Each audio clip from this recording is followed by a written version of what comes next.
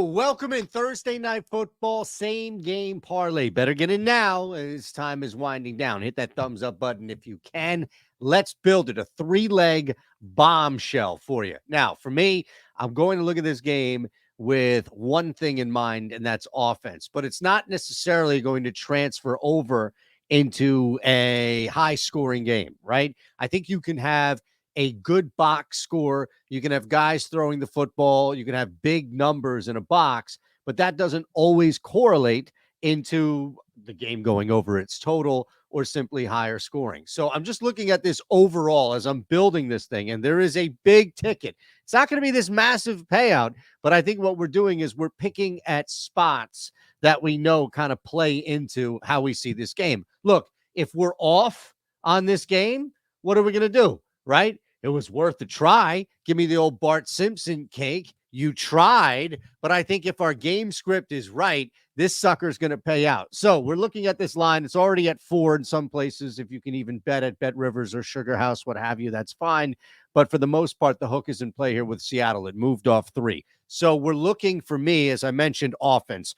Both of these teams should be able to throw the football. Let's start with the home team, Seattle. Geno Smith, league leader right there at the top, right, as far as passing yards is concerned. This is how they move the football. Sure, you've got Charbonnet up in a place. You've got Kenneth Walker now healthy and active, and he's going to be a big part of this ticket. Don't get me wrong. But the reality is, while they may pick and choose spots on the ground, their best way of moving the football is with Geno Smith throwing 35 to 38 times. That should correlate into a lot of passing yards. Again, if you're moving the football well between the 20s, but drives stall, or there's a penalty, or there's an interception, something along those lines, not every single time down, but enough to add up, that's how you actually don't correlate to a higher scoring game. So I'm looking at the spread thinking, all right, well, it really hasn't moved much. It just moved off 3. And there hasn't even been a significant buyback at all from that to move it back down. So what does that mean with San Fran? On the other side, and this is where I think it gets interesting, as you see this total at 49.5, the Seattle Seahawks defense is atrocious.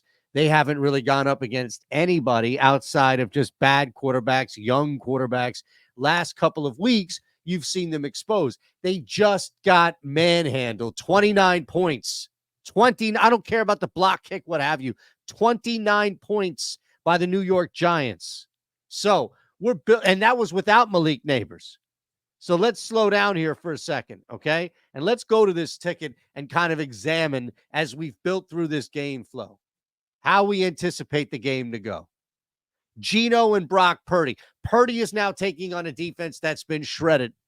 And it's been shredded by quarterbacks as good, or in Daniel Jones' case, worse, as him, at least with the guys around Brock Purdy, even if you're not a Purdy fan. Geno is throwing at a ridiculous clip in which this should be longer than 200 yards. It would take a lot, I think, when you're looking at both of these quarterbacks throwing the ball the way in which we anticipate. I think it would take a lot to remove both DK Metcalf and Deebo Samuel from the game, to the tune in which, sure, could you come up with an argument possibly if Samuel and maybe Metcalf, one of the two, quick throws, more like for Samuel, right? A lot of quick stuff, get the ball in his hands fast. Okay, doesn't really amass up to that. More rushing yards, maybe he breaks a big one on the ground. But it's hard to think that if DK Metcalf is targeted, the amount and the target share that we expect from a guy throwing as much as Geno, that he's not going to hit 40 yards. Same thing with Deebo in the case of quick throws or not. Getting into open space for Samuel, that's the weapon. Now it gets interesting. And this is where I think you start to look at release valves and other opportunities to take advantage of where this banged-up Niners defense, they're still a little banged up, is going to focus. Because you've got 3 wide receivers, 2 running backs, and Noah Fanta in there. And I think for the tight end, there's going to be some leak opportunities in this Niners defense. There's going to be just some one-on-one to possibly even blown coverage. He will be open. Whether or not Geno sees it and throws it fast enough, I'm willing to take that risk. But Noah Fant will be open at least one time, simply wide open. You watch this game tonight, I'll sit there with the clicker.